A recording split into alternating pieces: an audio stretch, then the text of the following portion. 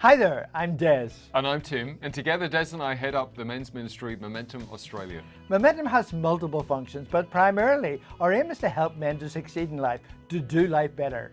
We run a weekly radio show that goes all around Australia where we talk about anything and everything that relates to men. And we encourage men to do life in community, to do life with other men where we can be accountable, we can be welcome, we can be open and honest about what's happening in our world. We'd love you to have a look around our website. That's momentumaustralia.org. There you'll find a bunch of resources to help you on your journey and all of our previous episodes and topics. We thank you for your interest in Momentum Australia, and we hope you enjoyed this video today.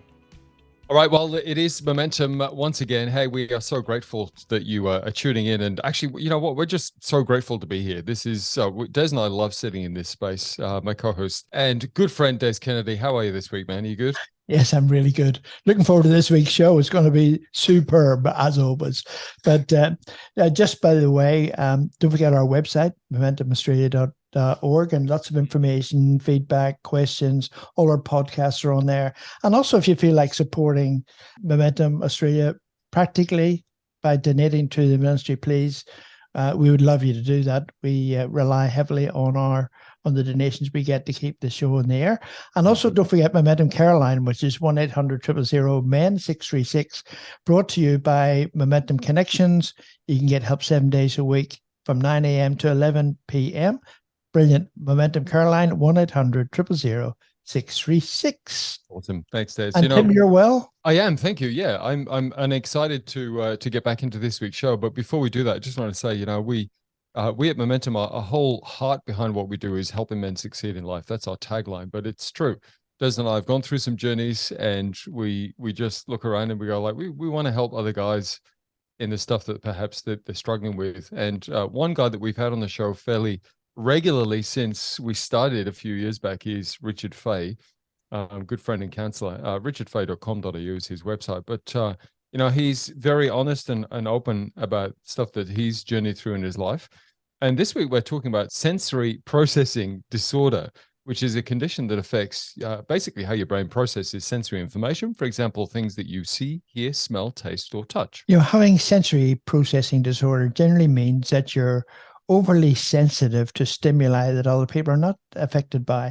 But the disorder also can be the reverse in that, it takes more stimuli to impact you. And we're going to explore sensory processing disorder this week in detail with, again, our good friend and counsellor, Richard Fay. Welcome back to Momentum, Richard. Thanks for coming back, man. And great to be back with you. Thank you. So we so enjoyed last week's show. We talked about the false self and the true self. And that was huge. A lot to unpack in there. This is something this week that perhaps, I don't know that many men would have heard of this, would even know what this is.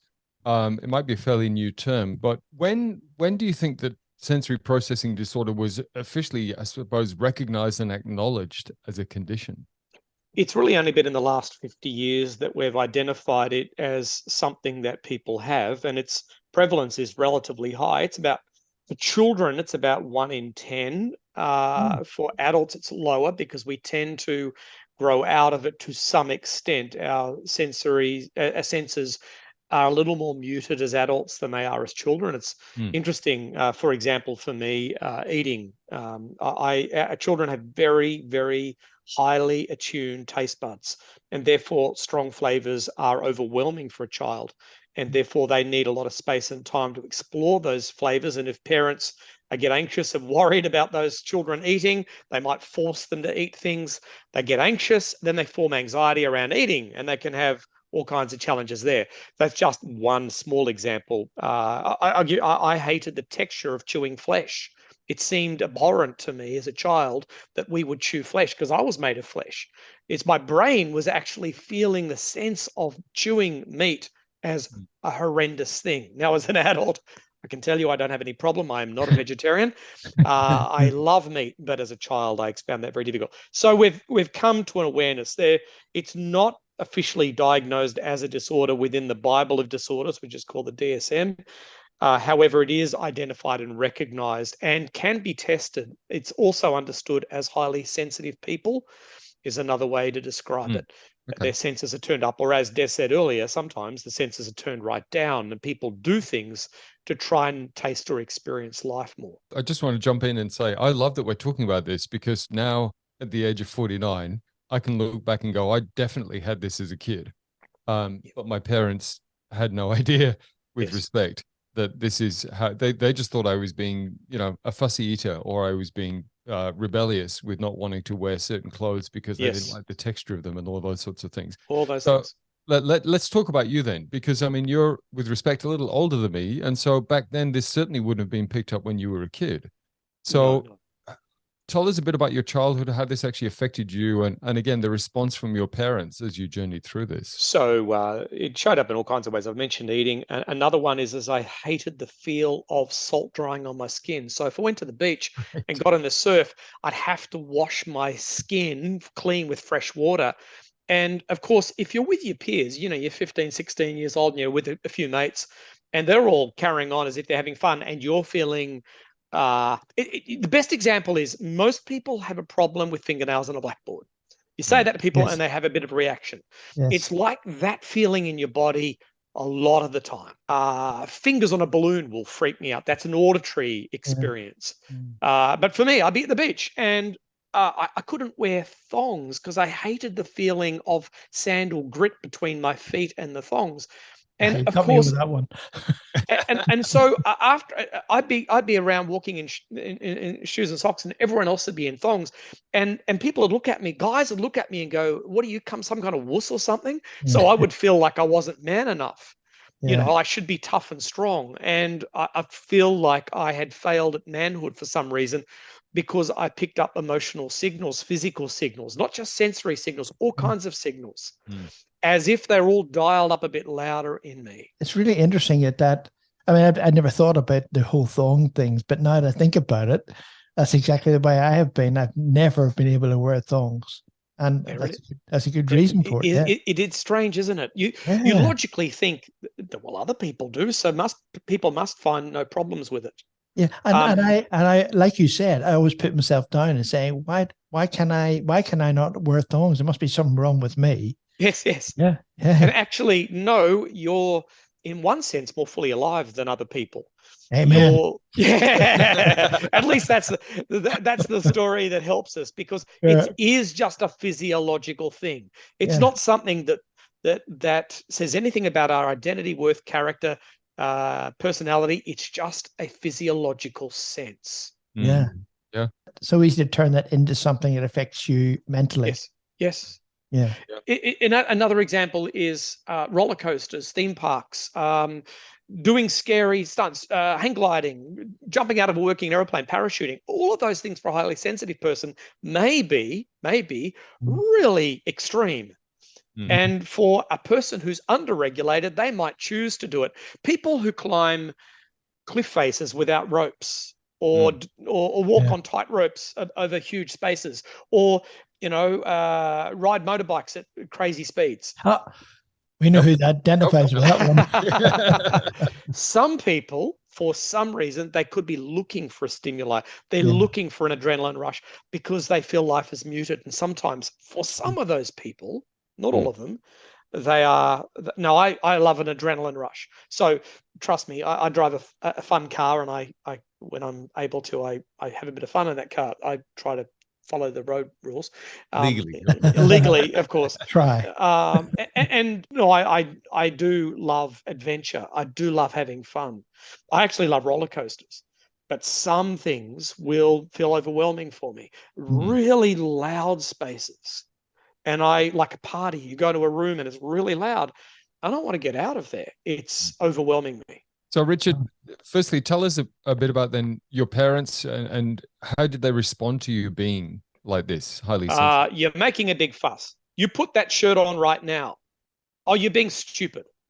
This is get out. You just get out. Do what I say. All of those things would have been the typical responses. You mentioned clothing, so certain fabrics or labels, especially if the label was digging the into labels me out somewhere. of everything. Still. Absolutely, there it is.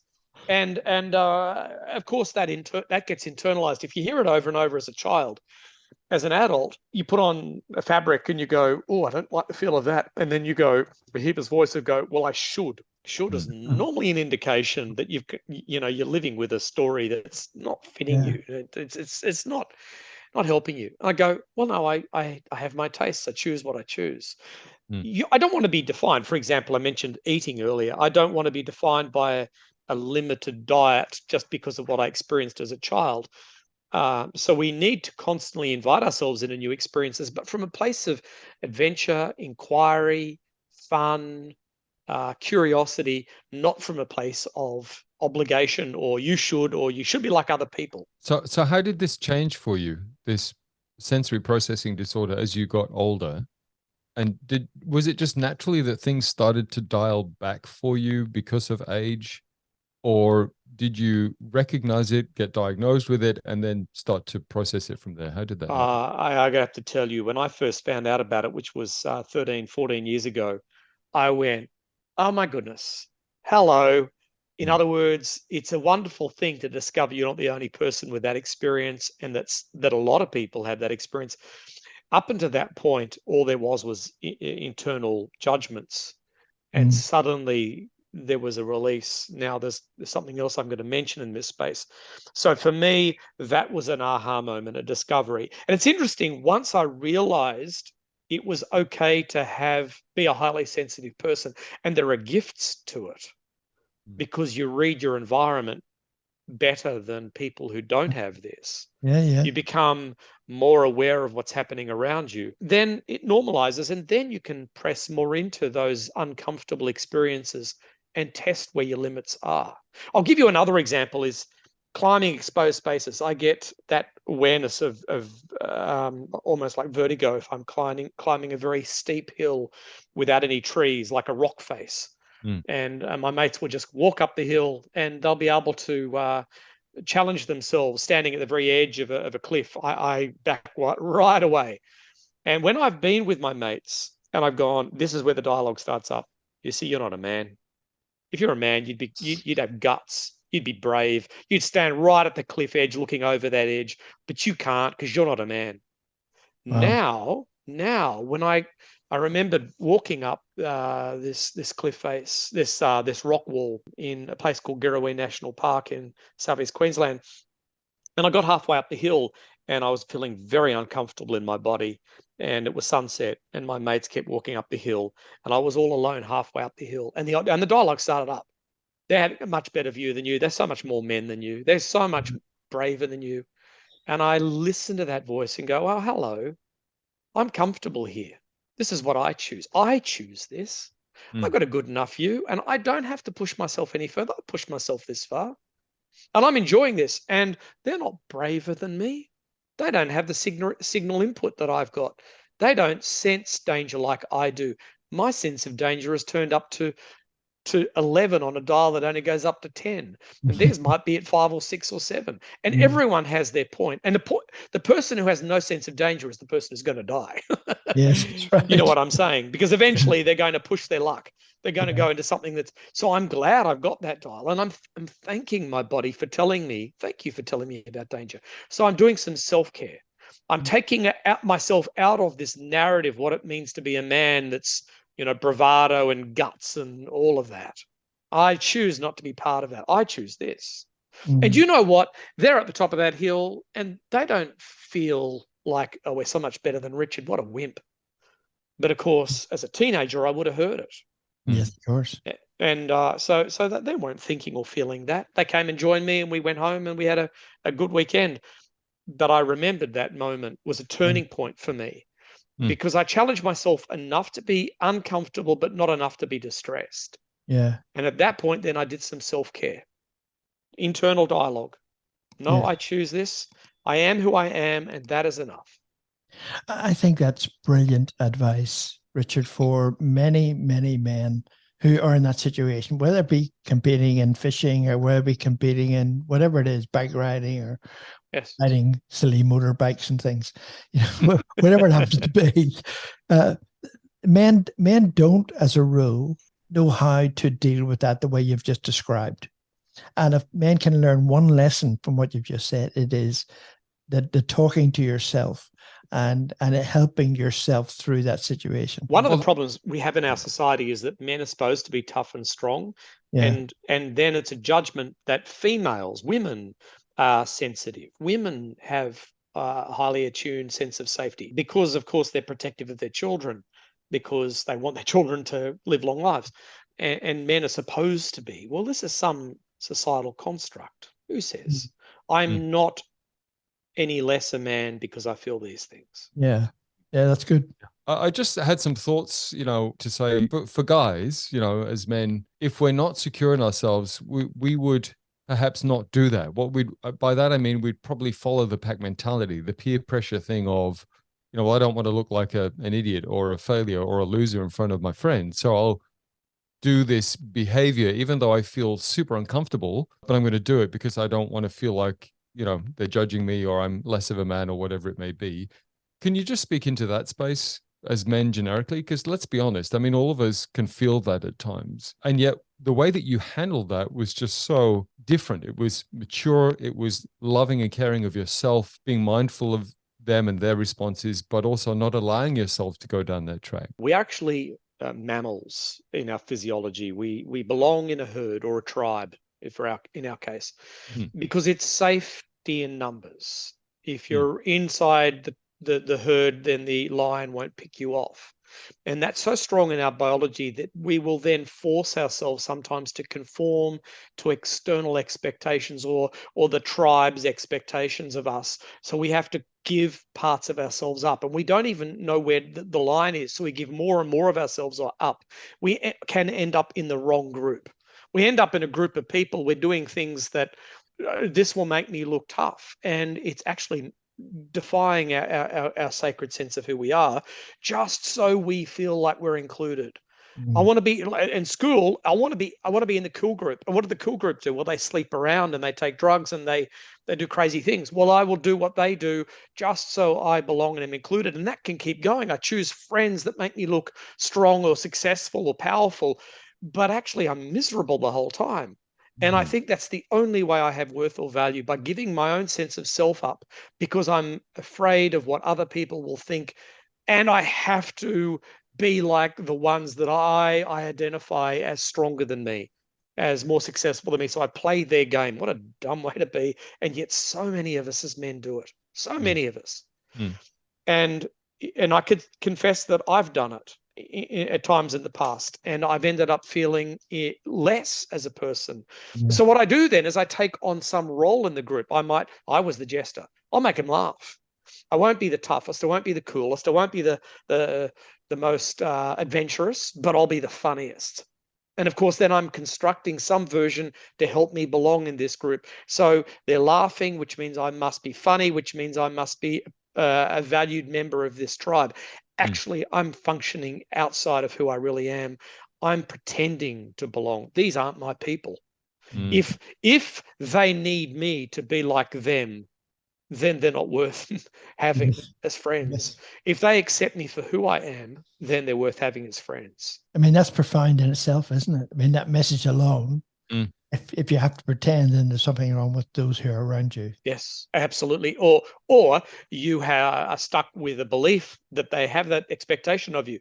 In other words, if I push myself to the top of that granite outcrop to be with my mates, they wouldn't have been, because they were my friends, they wouldn't have been any the wiser that I'd driven myself to a point of almost apoplexia to get to the top. They wouldn't have cared.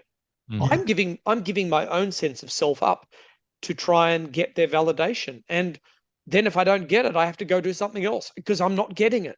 Yes. External validation is natural for a child, very unhelpful for a man. Richard, let's jump back onto the sensory processing disorder. And you said, I think it was about 14 years ago that you finally, the things started to slot in place and go, oh, okay, that's what I was dealing with as a kid. So as an adult now, are you still affected? Is this still something that you are aware of in your day-to-day? Has it dialed right back for you? What does it look like now for you? Yeah, I think if I was still climbing a mountain, I would be more risk averse than most of the people I'm with.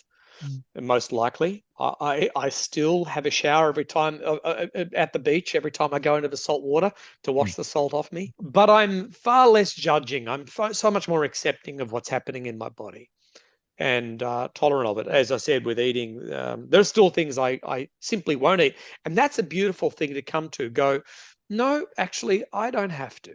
I don't have to be anything other than who I am. Yeah. And now it's so freeing. And one of the things it is, well, Des, like me, I don't want to insult you, but you're an older man. And one of the gifts of becoming older is that you care less and less of whether other people approve of who you are. It matters more and more whether you know you're living your true self, your true sense of who you are. Yeah. To explore before we wrap up the show, firstly, for people listening that have heard this and gone, wow, I've had a light globe moment. I didn't know this thing existed. I can relate to some of this. What do they do with that? I mean, are there treatments now available? Are there medications available? Are there things that we can do as adults, particularly now, and we realize that we've got sensory processing disorder? I suppose, is it first to get a diagnosis and go, this is actually what it is? Or what's the process? If they've sparked some curiosity through listening to this conversation, what do they do with that? Yes, do some of your own research. There is a website out there for emotionally sensitive people. And if you've got a child who you suspect might be highly sensitive, you can actually do a quiz, which is not waterproof, but it will give you a sense of whether that child actually is. And you can do one for adults as well. So that's one way to approach it. Another is what's called exposure response therapy. Exposure response therapy is simply expose yourself to a manageable level of the stimulus that distresses you. So don't go in the deep end, just go into it far enough and then regulate yourself. Slow down your breathing. Notice what's happening in your body. Don't bring any judgments on it. And just slow yourself right down in that space, like I did halfway up that mountain. Regulate, be kind and gentle to yourself, and just notice what happens. You can only go to the limits of your comfort. Your body will not let you go past that easily. So there's hsperson.com. hsperson.com will have some resources, and you can see some stuff there. It also has questionnaires. So there's one research tool.